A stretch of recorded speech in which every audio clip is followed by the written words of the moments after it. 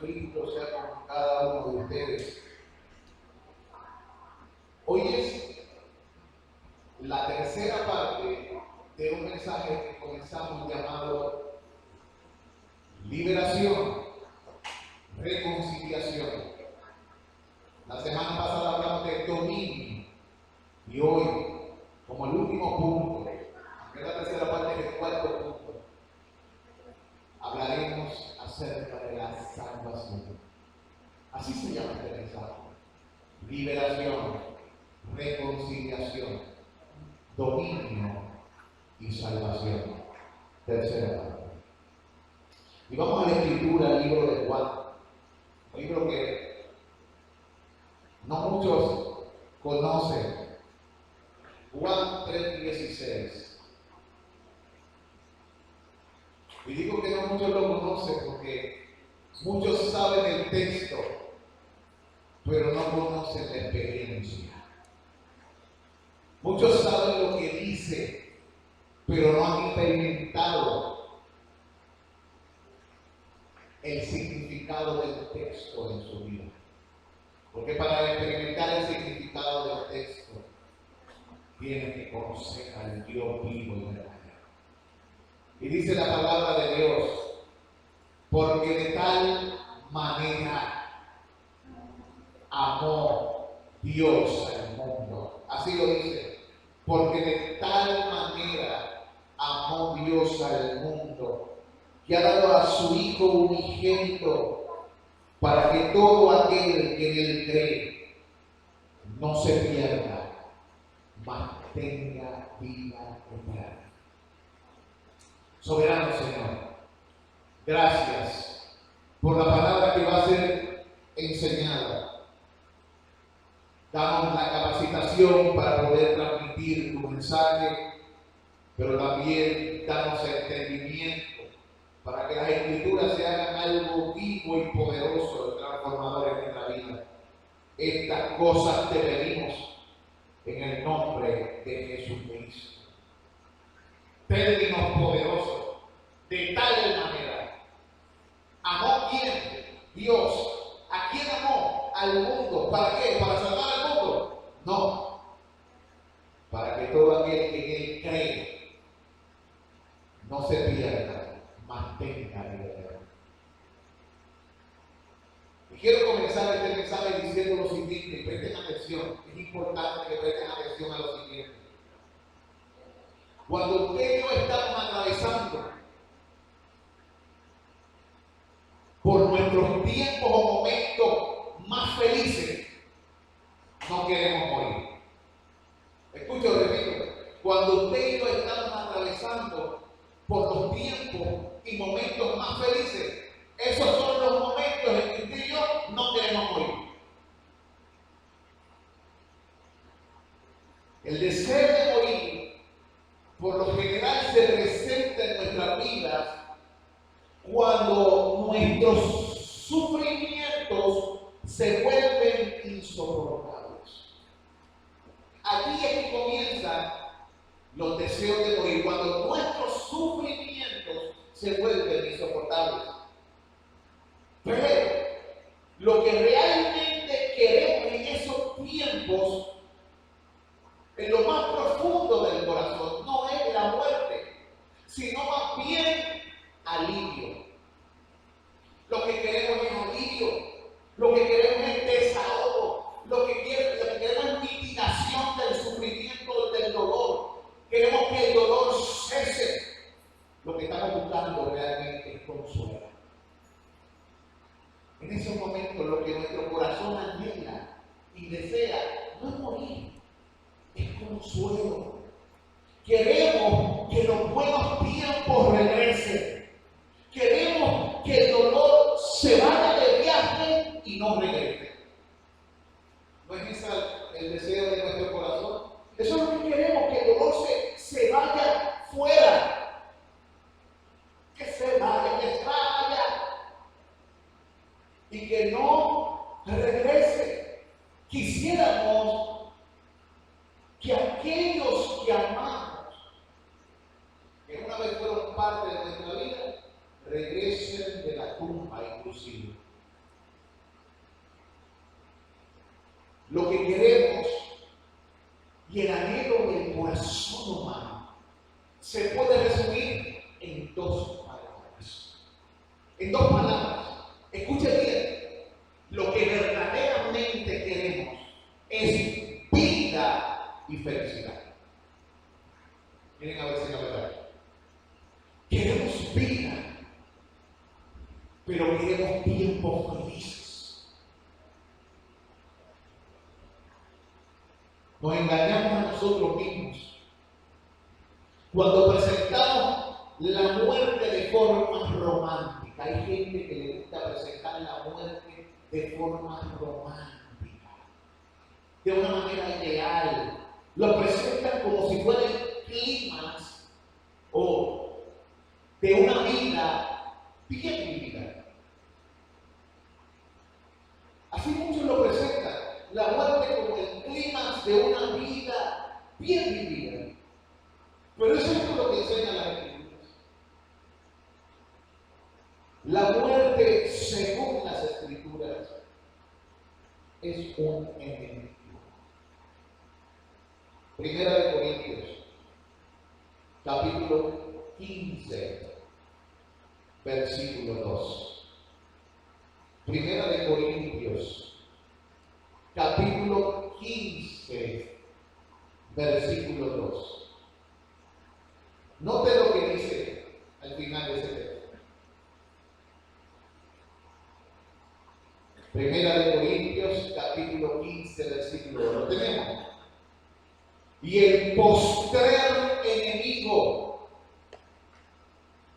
que será destruido es la muerte.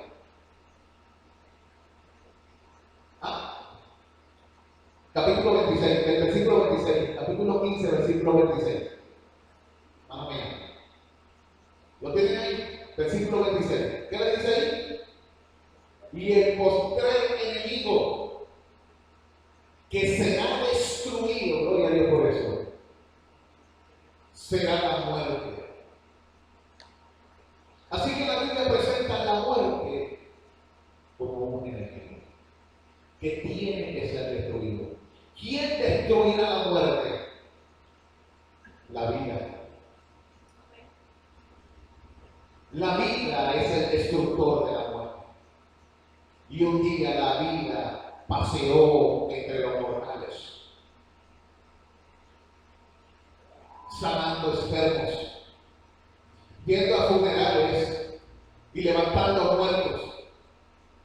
Porque el que algunos pensaban, sí Señor, en la resurrección de los muertos serán levantados, el Señor decía, yo soy la resurrección y la vida.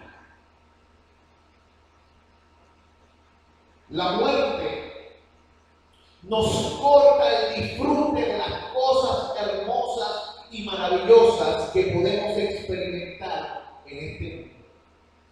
Porque en este mundo hay dolor, también hay cosas bonitas. Y la muerte nos corta o nos separa de estas cosas. Muchos le ponen a la muerte nombres dulces y hasta lo ven como el menor de los males. Escuchen bien, muchos le ponen a la muerte nombres dulces y hasta lo presentan como el menor de los males. Pero este ejecutor, o sea, llamado a la muerte, no nos da el golpe de gracia como algunos piensan. Algunos dicen y presentan a la muerte como el libertador de los sufrimientos.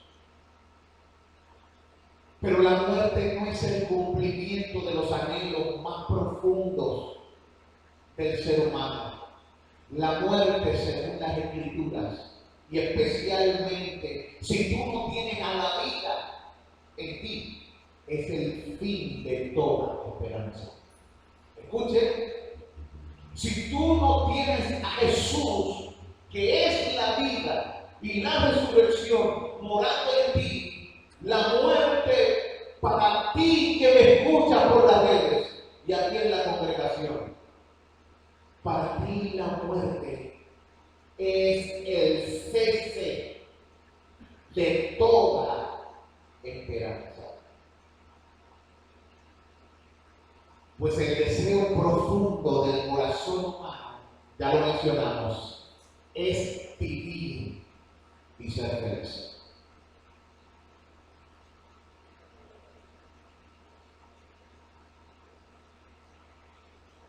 Dios nos hizo de esa forma.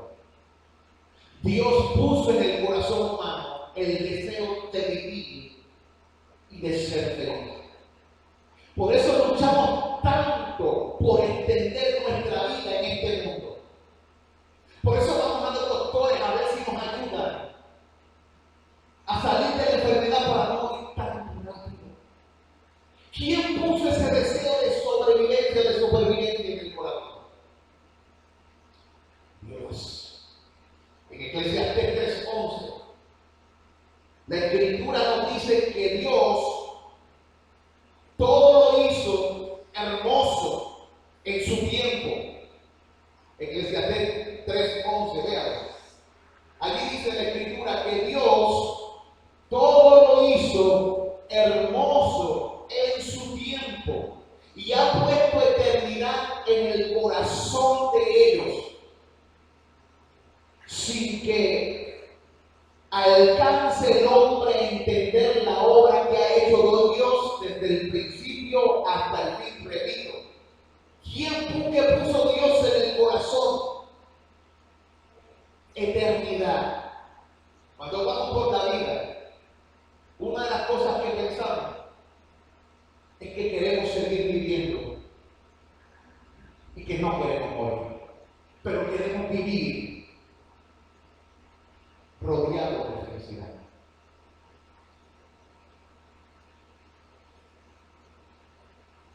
Nosotros, como seres humanos, fuimos creados a la imagen de Dios.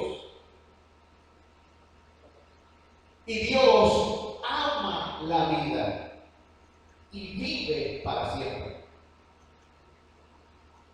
Note eso. Al ser creados a la imagen de Dios, hay un deseo en nuestro corazón también. Hay amor por la vida y deseamos vivir ¿para qué? Para siempre. Ese deseo surge en el corazón. Y por eso la muerte es un tema que muchas veces no queremos discutir. Nosotros, cuando fuimos creados, lo fuimos para vivir para siempre. Y en cierta manera, algunos existirán para siempre, mientras que otros vivirán para siempre. Escuchen bien, porque la vida no tan solo es esta existencia, la vida es mucho más. Algunos vivirán para siempre y otros existirán para siempre. Hermanos, no es lo mismo, no. Hay gente que existe en estos momentos, pero no tienen vida. No saben lo que es la verdadera vida, ni el disfrute de la verdadera vida, porque la vida se encuentra en Dios. Dios ama la vida porque Él es la vida. Y si tú no has experimentado a Dios como gobernante, Señor y dominador de tu vida, tú no sabes lo que es verdaderamente vivir. Tú existes. Y sí, hay gente que existirá para siempre, pero eso es muy diferente a vivir para siempre. Lo contrario de la vida eterna, según la Escritura, no es la aniquilación. No es la aniquilación, o sea, el cese de existir. Hay muchas sectas que creen en que cuando el hombre muere, cesa de existir. Pero la palabra no enseña eso. Y hay gente que usa ciertos versículos del Antiguo Testamento que muestran la desconexión del hombre con los hombres. Pero para Dios, todos viven. Y cuando nosotros tenemos que hacer una teología o un estudio de esto, tenemos que ver desde el punto de vista de Dios o desde el punto de vista de los hombres. Porque Dios entonces no se seguiría llamando a sí mismo Dios de Abraham, Dios de Isaac y Dios de Jacob. Desde la perspectiva tuya y del que parte, tú estás separado, pero no desde la perspectiva de Dios. Así que lo contrario a la vida eterna no es la aniquilación o cesación de existir, sino que más bien es el castigo o la muerte eterna. Y la muerte, el significado de la palabra muerte es separación. Cuando el hombre está muerto espiritualmente, está separado de la vida espiritual que es Dios. Cuando el hombre está muerto físicamente, su alma se separa del cuerpo. Su ser interior se separa del cuerpo. Y cuando el hombre está muerto eternamente, su cuerpo y su alma quedan eternamente separados de Dios. En un lugar de destrucción. Separados de la bondad de Dios, del amor de Dios, de la misericordia de Dios, de la gracia de Dios. Pero muy juntitos a la ira de Dios. Estoy hablando para que tengamos claramente esta enseñanza bíblica. Así que lo contrario a la vida eterna es el castigo o muerte eterna. Jesucristo le llamó a este estado el infierno. Y lo curioso es que nadie habló más de esto en todas las escrituras que el mismo Jesucristo. Fue el que más habló de estas cosas. Y él habló con claridad y de forma llana que cuando rechazamos la vida eterna que él ofrece, el resultado no es desaparecer, sino que más bien perdición. Es ser envueltos en la miseria eterna. Por eso, de tal manera, para que todo aquel que en él cree, dice, no se pierda, mas tenga vida eterna. Y es lo que le está diciendo a las personas, y lo vamos a ver más adelante en el capítulo 3, versículo 36 de Juan. Vaya conmigo. Juan 3:36. Él está diciendo que el resultado entonces de rechazarle a él no es desaparecer, sino ser envueltos en la miseria eterna. ¿Por qué ser envueltos en la miseria eterna? Porque caemos bajo la ira justa de Dios, y esto para siempre. Pero una existencia eterna que no olvida. Caemos bajo la ira justa de Dios.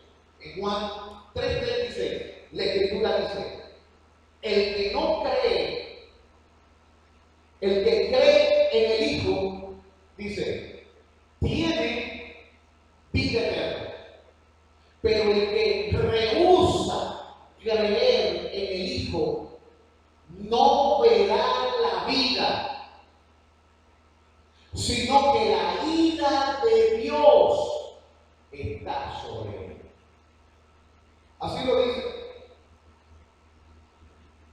Y lo pone como un presente continuo. Rehusar creer en el Hijo es permanecer bajo la ira de Dios. Esta ira permanecerá para siempre. Jesús dijo en Mateo 25:46, puede escribir y leerlo. Miren lo que Jesús dijo. Mateo 25:46. E irán estos al castigo eterno y los justos a la vida eterna. ¿Lo ven cómo lo dijo Jesús? Usa las mismas palabras. no creen en esta doctrina, que predican en la doctrina del sueño de la muerte o de la separación del alma, tienen un problema porque el texto dice eterno en ambos lados. Y si la muerte y el castigo aquí no es eterno, pues entonces tampoco la vida es eterna. ¿De quién estoy hablando? ¿Quién cree en esta doctrina? Los testigos del séptimo día, los testigos de Jehová y los budistas, que creen en el cese y la liberación del alma. Los adventistas creen que el cuerpo se consume y llega un momento que sí va al infierno, pero cesa de sufrir ya, porque Dios es bueno. Pero Jesús dice que la única manera de ser librado de su ira es esto. No hay forma de escapatoria de la ira de Dios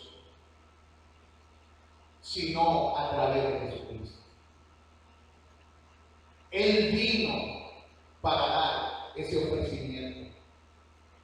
Y si nosotros despreciamos ese ofrecimiento que Dios dio acerca de su Hijo, estamos incurriendo en una gran ira. Es una muestra indescriptible e indecible que muestra la infinita maldad de tratar a Dios con indiferencia o con menosprecio. La gente dice, pero una eternidad por ese pecadito, no, amigo mío. Esa persona fue indiferente y menospreció el amor y el sacrificio del Hijo de Dios. Y cuando esto se rechaza, la persona evidencia la infinita maldad que gobierna su alma.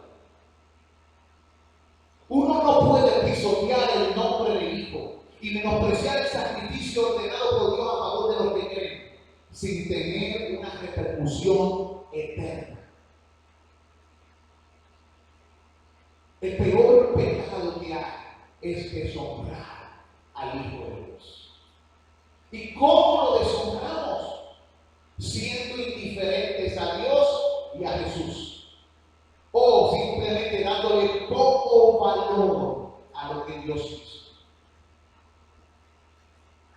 Es por esto que Jesús mismo nos advierte en Marcos 9, 47 al 48. Miren las advertencias hechas por el mismo Cristo. ¿Por qué Él hace advertencias como esta? Y si tu ojo te fuere ocasión de caer, sácalo. Mejor te es entrar al reino de Dios con un ojo que teniendo dos ojos y ser echado al infierno, donde el gusano de ellos no muere y el fuego nunca se apaga. Y estas dos cosas están relacionadas con ellos. Y por eso Jesús dice, es necesario que tomemos en serio. ¿Significa esto que te vas a mutilar? No. Lo que significa es que hay cosas en tu vida que son una piedra de tropiezo en tu relación con Dios. Y que lo mejor que tú puedes hacer es desecharlas de ti. Y Él usó de esta manera para crear en nosotros conciencia de lo peligroso que es enfrentar la miseria eterna en manos de un Dios justo que está irado contra el pecado y que se levanta contra toda injusticia. Jesús hace esta advertencia y pone temas como ira, fuego, gusano, que representa la conciencia. Así que la vida eterna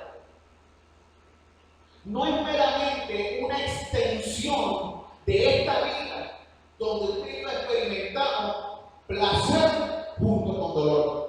Porque en esta vida, en este tiempo presente, usted y yo presentamos placer junto con dolor. Lo experimentamos. La vida eterna no es eso. La vida eterna primeramente es una persona que comienza a impartirnos vida, porque mientras Él no esté en nosotros, simplemente existimos en este mundo.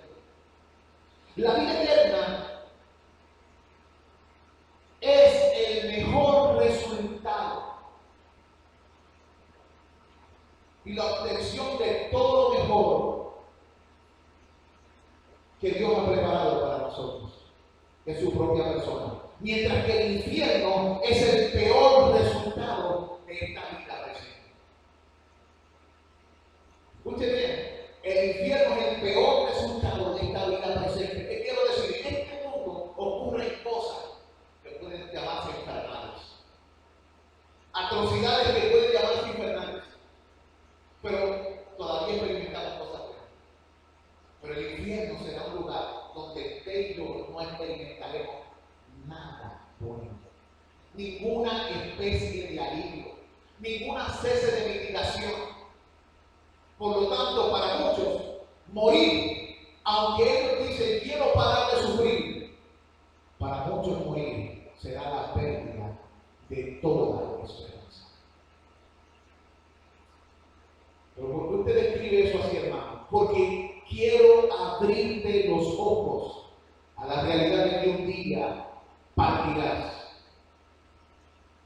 Y no quiero que partas de este mundo y también te separes para siempre de Dios. No será el cese, como la gente que está muriendo de diferentes razones, cánceres, enfermedades, que sufre con muchos dolores. Qué bueno que murió, ahora cesó de sufrir. Mentiras. Si la persona no tiene a Cristo, ha entrado a un dolor indecible en ese espíritu. Y por eso Jesucristo dice, sobre toda cosa, mira, arregla tu cuenta con Dios. Mejor es sacar tu ojo, arrancarte un brazo, que ser echado a ese lugar.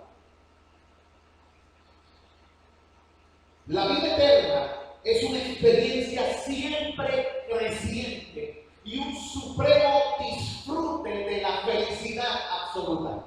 ¿Qué es lo que desea el ser humano? Vivir y ser feliz. Y la vida eterna es una experiencia siempre creciente, comienza en la tierra, y un supremo disfrute de la felicidad absoluta. ¿Y quién define esos términos? Dios. Él es la felicidad absoluta. Y cuando somos invitados a entrar, Él dice, entra al gozo de tu Señor. ¿Ven? Él presenta la estadía del ser humano para siempre con Él como el gozo. Un gozo que nunca acabará. Es un disfrute de la felicidad absoluta, donde todo el pecado y la tristeza habrán desaparecido para siempre. Lo que te separa, lo que te hunde, lo que te distrae y el dolor habrá desaparecido para siempre. Todo lo que es malo, todo lo que es dañino en este mundo caído será removido. Todo lo que es malo, todo lo que es dañino en este mundo caído será removido. La experiencia de la vida eterna en su culminación es así de buena. Por eso la Escritura dice que Él jugará toda la alma y allí no va más tristeza ni lamento. Pero ¿saben que ahora? Baile. Para que se cumpla la Escritura, ha cambiado mi lamento en baile. Me ceñiste de gozo, me vestiste de alegría. Por eso a ti cantaré gloria mía, como dice el coro, y nunca estaré callado. Y todo lo que es bueno, y todo aquello que trae verdadera y perdurable felicidad, será preservado. Aún las cosas buenas que hay aquí, lo que trae felicidad y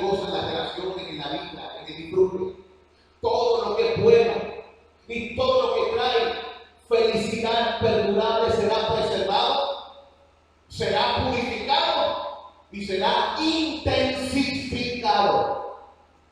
¿Oye? Preservado, purificado, porque aún aquí en la tierra los disfrutes están llenos de pecado.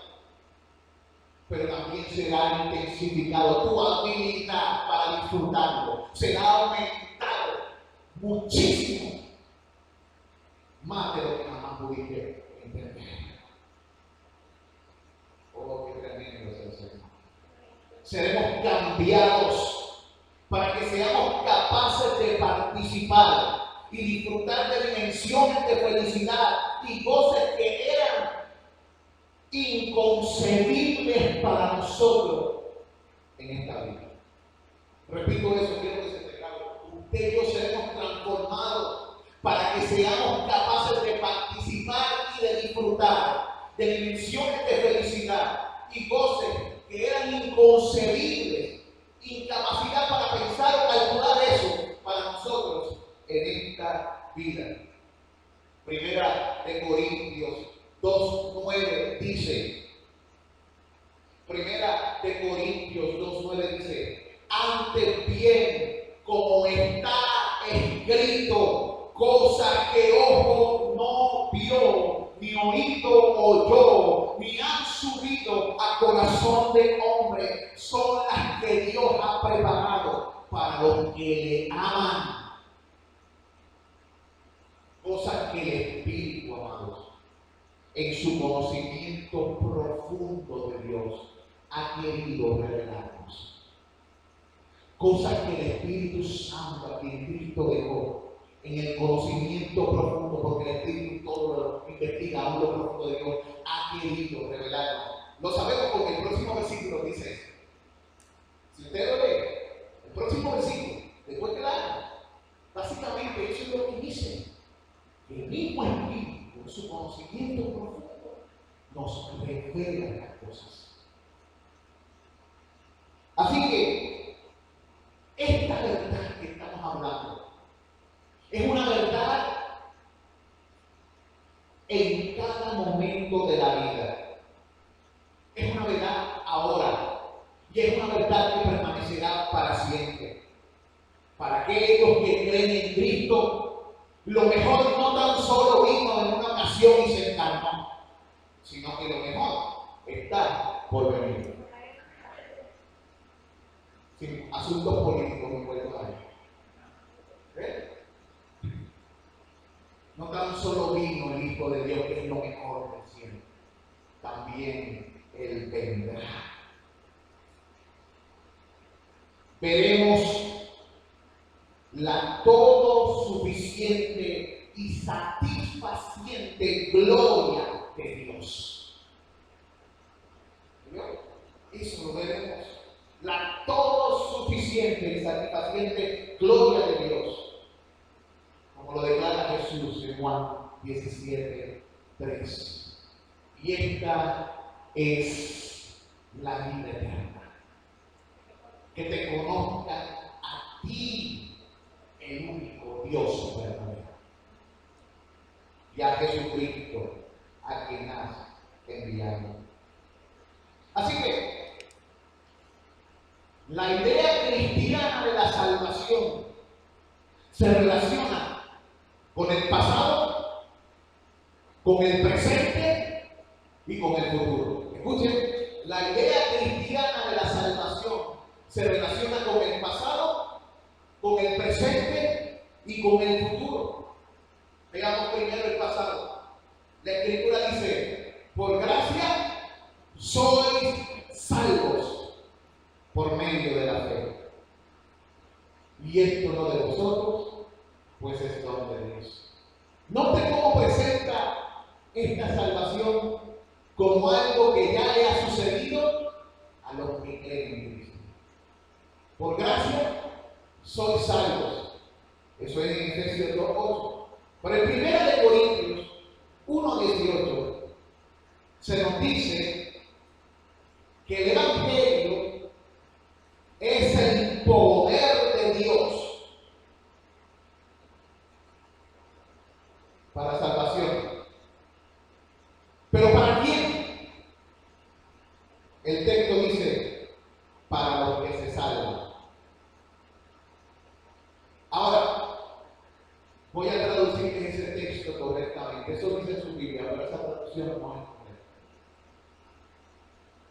La traducción correcta del original en esa parte del texto es para los que están siendo salvados.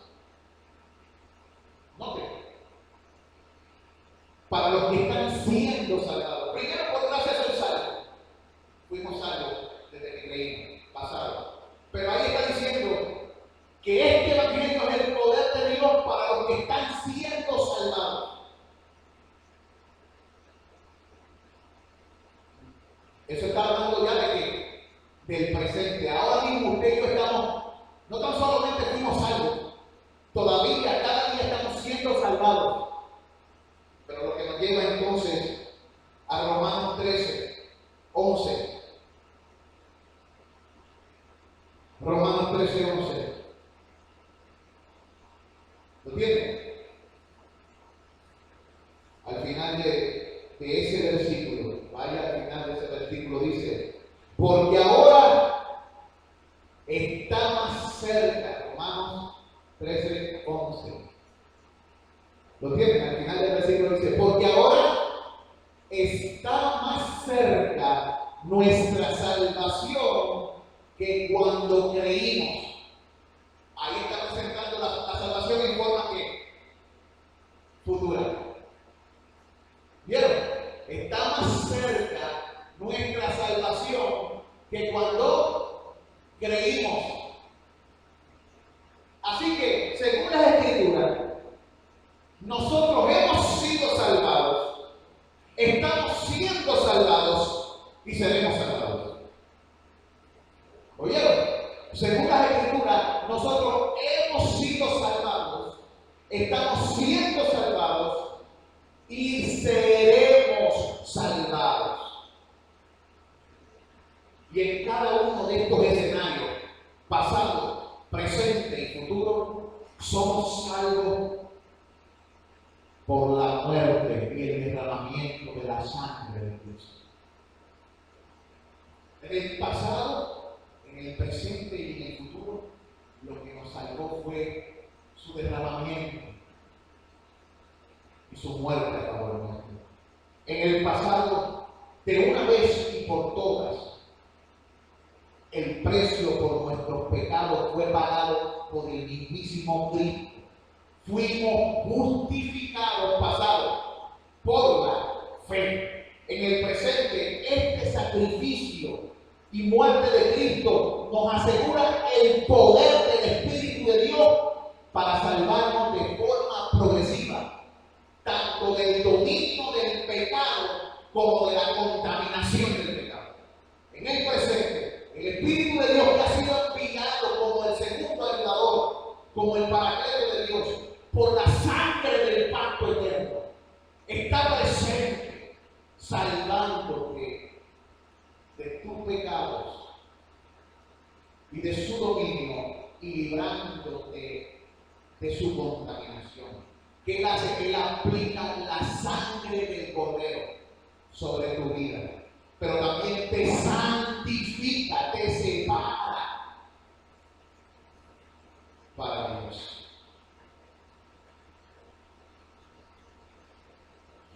Y en el futuro será la sangre de Cristo derramada por nosotros en la cruz, la que nos protege de la ira de Dios que ha venido.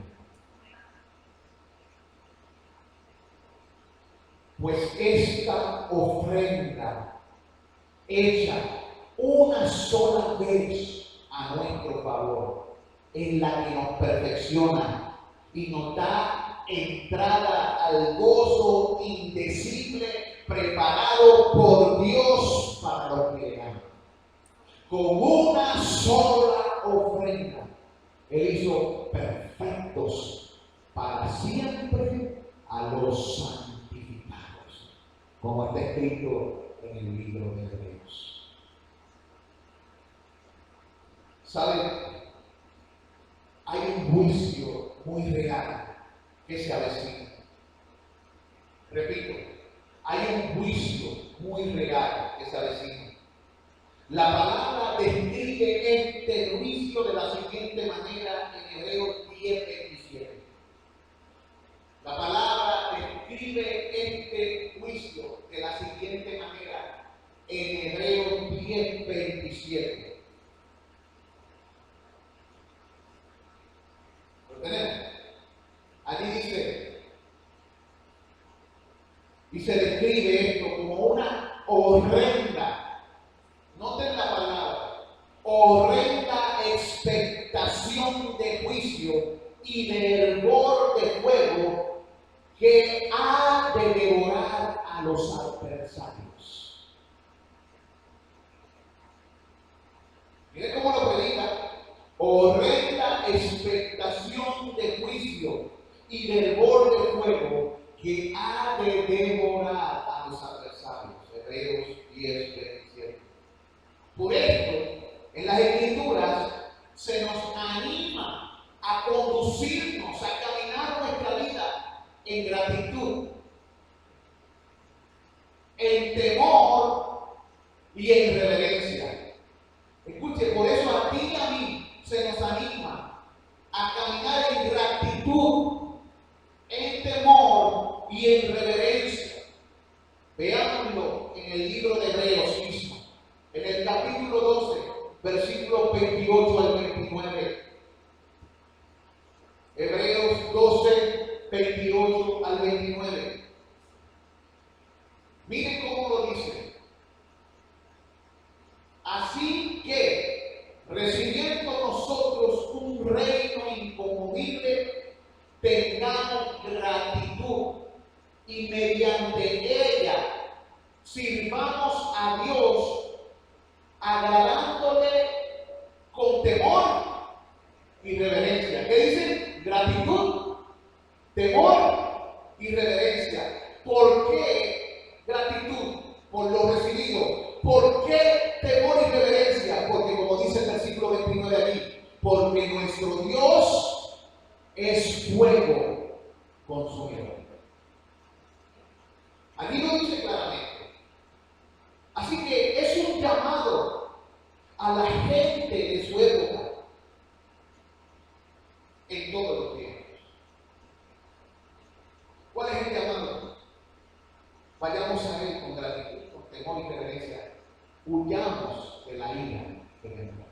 El Bautista, Juan el Bautista, en su día, hablando a los fariseos y a los saduceos que venían a su bautismo, le decía lo siguiente: generación de víboras, ¿quién os enseñó a huir de la ira venidera?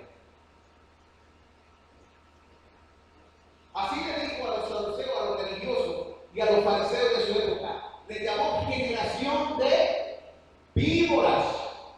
Y de momento le dice: ¿quién nos enseñó a huir de la ira venidera? Porque estaban allí, no todos, algunos, la minoría. Pero su corazón era como el de una serpiente. ¿Qué quiero decir con todo eso, amigos? Es necesario huir de la ira que vendrá. ¿Por qué? Porque es necesario huir de la vida de verdad, y la salvación tiene que ver mucho con todas las cosas que hemos hablado de la vida eterna. Por lo que se dice en 2 de Tesalonicenses 1, del 7 al 9. 2 de Tesalonicenses 1, del 7 al 9, que nos dice: y porque Jesús mismo será revelado. ¿Desde dónde será revelado Jesús? Allí dice: desde el cielo. Al final del versículo 7 nos dice que Jesús será revelado desde el cielo con los ángeles de su poder, dice al final del versículo 7. Y en el 8 dice: ¿cómo será revelado? En llama de fuego. ¿Cómo será revelado Jesús?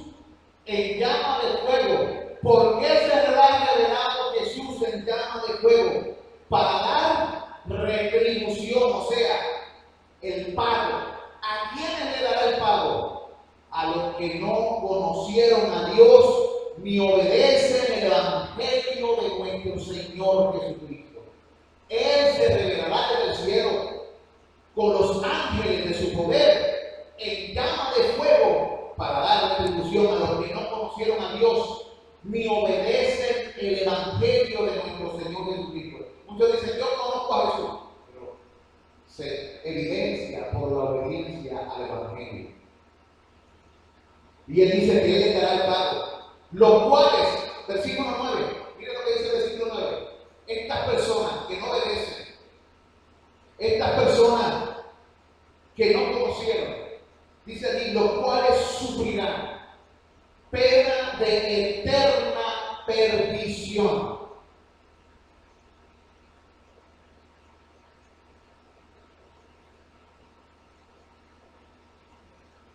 Esa gente nunca llegará a la gloria de Dios. Nunca llegará a su destino. Muchos en este mundo están siguiendo a gente perdida y ellos mismos están perdidos. Pero pensemos por un momento de manera lógica y clara. ¿Es útil y sabio seguir a una persona que está perdida? Si tú quieres encontrar el camino y llegar a la meta destinada, seguir a un perdido, es sabio. Tienes que seguir a alguien que conoce el camino. ¿Verdad que sí? ¿Y qué dijo Jesús? Yo soy el camino. Por lo tanto, tenemos que tener cuidado cuando nosotros seguimos a gente que ellos mismos están perdidos. Tenemos que seguir solo a uno que conoce el camino, que nos dice la verdad y que él mismo experimenta la vida que nos infunde y a la cual nos guía.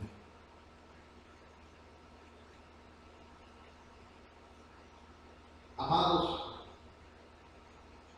algunos de los cuadros que presentan la Escritura acerca de aquel lugar de castigo son terribles.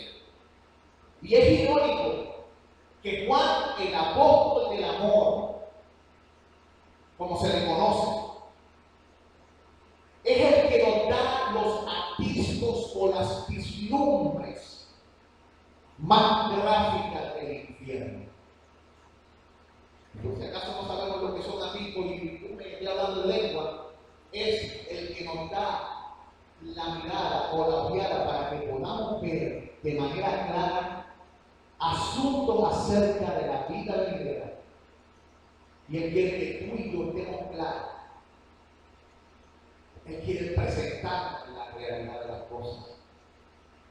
Aquellos que rechazan la oferta de paz con Dios por medio de su Hijo y dan su alianza a otras cosas que no sean Jesucristo, a la bestia y a su imagen, a su gobierno, estas personas recibirán lo que dice Apocalipsis 14, 10 al 11.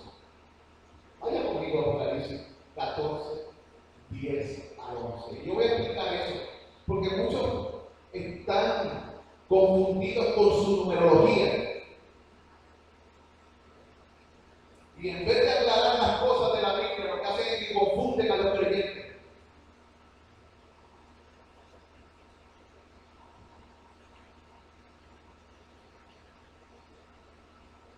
Dice allí que estas personas que rechazan y dan su alianza a otra persona que no sea Jesucristo, mire cómo lo dice en el 10, beberán del vino de la ira de Dios que ha sido vaciado puro en el cáliz de su ira. O sea, va a beber la ira en su estado más puro.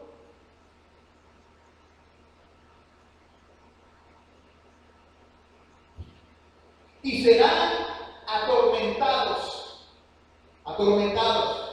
con fuego y azufre delante de los santos ángeles y del Cordero. ¿Quién estará viendo eso?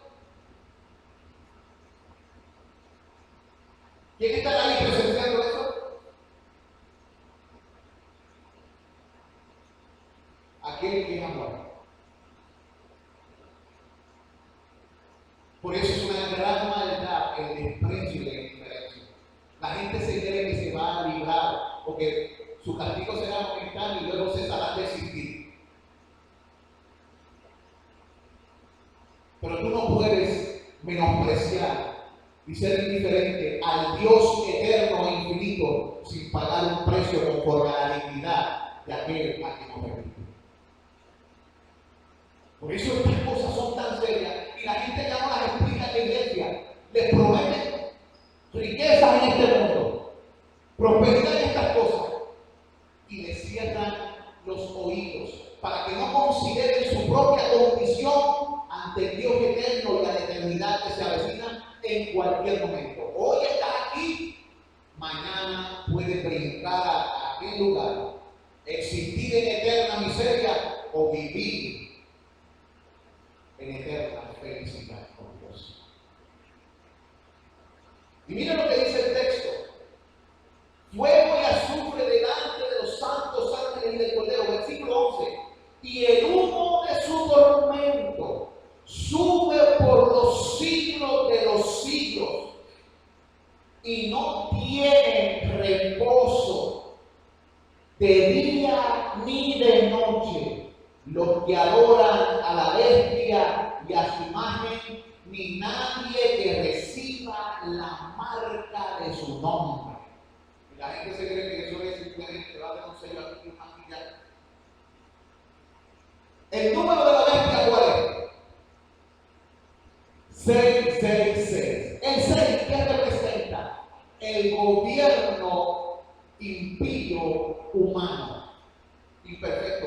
El 7 de la Escritura representa el gobierno perfecto de Dios.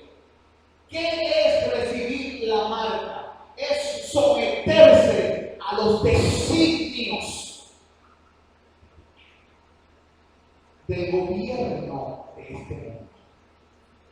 Cuando nosotros nos inclinamos ante las directrices de este mundo, ante los pecados de este mundo, ante los deseos de este mundo, vivimos para este mundo y sus deseos.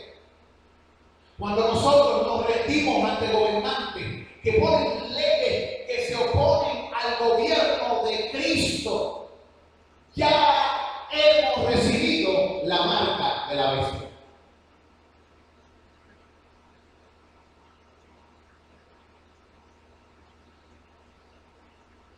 Ya hemos adorado la imagen. Ya hemos rendido nuestro corazón a su servicio.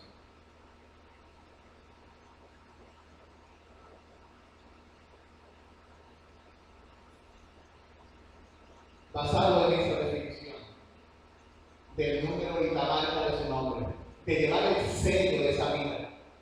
El sello de esa vida es una vida de desobediencia. Y la Biblia lo dice: estos que no conocen a Dios y desobedecen el Evangelio son los matados.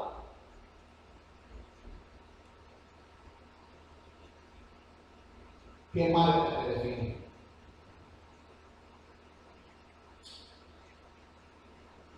¿Bajo qué gobierno vives?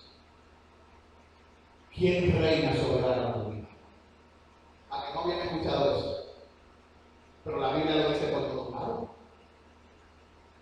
Un día, si la gracia de Dios lo permite, cuando hablemos de la doctrina de los últimos tiempos, la escatología, ustedes van a entender muchas de las cosas que sí dice la Biblia y van a entender muchos de los disparates que se predica hoy en las redes y en la televisión acerca del Señor por el desconocimiento de las Escrituras.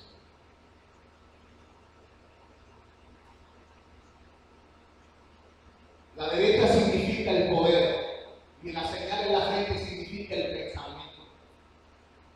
En la Escritura dice que la palabra de Dios debe estar en tu mano y en tu corazón, escrita en tu mente. ¿Verdad que lo dice? Estas palabras que, pero muchos lo que tienen en su mano y en su mente son los deseos de este mundo, los pensamientos de este mundo y las cosas que este mundo ofrece. Y están gobernados bajo el príncipe de este mundo. Jesucristo ha venido a sacar gente. por medio de la fe en el Hijo de Dios. Dice allí,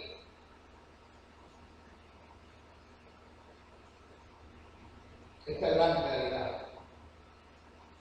Cuando hablamos de la mano, cada vez que la Biblia habla de la mano, se refiere al poder para hacer algo. El brazo de Jehová hará esto. Con su poderosa derecha, o sea, Él va a llevar a cabo las cosas. Pero entonces, la gente será marcada ¿dónde? En la mano derecha, porque usarán su poder, su habilidad, su tiempo en esta vida para qué? Para hacer lo que no se parece al conocimiento de Dios y mucho menos se parece al Evangelio de Jesucristo. Basado en eso, mucha de la gente ya está en Babilonia. Y la Biblia dice, pueblo mío, salid de ahí. ¿Usted cree que solamente es una iglesia que está rodeada de 7 montes? Hay mucha gente que Babilonia ya reina en su corazón. Hace tiempo que Sodoma y Gomorra los rigen. Los gobiernos de este mundo, la gente que ponen de dónde son, de Sodoma y Gomorra, de Babilonia, de un mundo que se opone a las enseñanzas de Cristo, de un mundo que se pervierte, de un mundo que está perdido, que quiere darle dirección a un pueblo, pero ellos mismos están perdidos. ¿Cómo vamos a seguir a gente que no sabe? Porque está perdida y no tiene destino, no tiene su mirada puesta en el único que es vida para siempre y salvación. Yo le ruego a Dios que abra tus ojos, amigos que me escuchas, en la iglesia bautista de Batelles y en las distintas iglesias de Cristo y los hermanos. No es sino hasta que sentimos una medida de pavor acerca de la futura ira de Dios que comprendemos y nos asimos y asimilamos la dulzura con la que los primeros cristianos saborearon y gustaron la obra salvadora de Cristo. Y gustarán también su obra en el futuro. Es esto lo que nos enseña la Escritura en 1 Tesalonicenses 1, 9 al 10, donde dice, porque ellos mismos cuentan de nosotros la manera en que nos recibiste y cómo convertiste de los ídolos de la imagen a Dios para servir al Dios vivo y verdadero y esperar de los cielos a su Hijo, el que cual resucitó de los muertos, a Jesús que nos libra de la ira venidera. Aquí lo dice claramente el texto en 1 Tesalonicenses 1, 9 al 10. Esperamos de los cielos a quien, a Jesús. Él es el que nos libra. Pero ¿qué sucede? ¿Quiénes tienen derecho a esperar? Los que se han convertido de dar su corazón a la bestia, a su imagen y a los gobiernos impíos de este mundo. Ellos tienen derecho de esperar porque ellos se han convertido de los ídolos a Dios. Y pueden esperar con gozo aquel que dice que vendrá y que los librará de la ira venidera. Jesús y solo Jesús puede librarnos de la ira que vendrá. Y cuando nos salve al final, así como lo hizo en el pasado y lo está haciendo en el presente, será por su sangre. Ello ya recibido por medio de la sangre del Cordero. Como está escrito también en Hebreos 9:28, así también Cristo fue ofrecido una sola vez para llevar los pecados de muchos. ¿Ves que no es de todo? Porque de tal manera amó Dios al mundo que dio a su Hijo unigénito para que todo aquel que en él cree, creen todos. Dios nos manda a creer en el Hijo. Así también Cristo fue ofrecido una sola vez para llevar los pecados de muchos y volverá por segunda vez sin relación con el pecado para salvar a los que le esperan. Esto coge la doctrina esa del rapto se ve en clase de pedazos. No, porque es un alto secreto y por eso sería una segunda vez. La Biblia dice que todos deberán. Y que Él recogerá los suyos y que derramará su juicio sobre nosotros al mismo tiempo en Tesalonicenses. Lo dice simple y claramente. Cuando toquemos esos textos, en un momento dado, en una predicación futuro, si Dios lo permite, ¿no? Usted lo verá más claramente. Pero claramente allí lo dice. No hay necesidad entonces de otro sacrificio. Jesucristo se convierte en el escudo fuerte para todos los que en Él creen. Él se convierte en el escudo fuerte para todos los que creen en su nombre. Toda la alabanza, sin dudas, serán dadas al Dios y Padre Celestial que nos escogió, al Hijo nuestro Redentor que nos libertó y al eternal Consolador. Y todos los que creen en Él se unirán a una unido, todos a la y aquel que es poderoso para hacer mucho más abundantemente de lo que pedimos y entendemos. A Él y solo a Él sea la gloria por los siglos de los siglos. Amén. Oremos. Aquí me pone una música por ahí. Mientras oramos, te damos gracias, Señor. Te ruego por cada hermano que ha recibido esta palabra de hoy, que tú selles la palabra en su corazón, en su mente, en sus vidas. Que aquellos que nos escuchan por las redes sean iluminados por tu Espíritu, porque solamente tu Espíritu tiene el poder para hacernos comprender las Escrituras, porque el Espíritu tuyo todo lo revela, aún lo profundo de Dios. Enséñanos a arrepentirnos de nuestras maldades, perdónanos nuestros pecados, perdónanos por habernos arrodillado muchas veces ante el maligno y enséñanos a vivir para ti, oh Cristo. Guía nuestros corazones, dirige nuestros pasos, enséñanos a hacer de los que confiesan tu nombre, de los que viven para ti, Jesús. Estas cosas te pedimos, Dios, no nos dejes. No nos dejes, oh Dios, en el nombre de Jesús.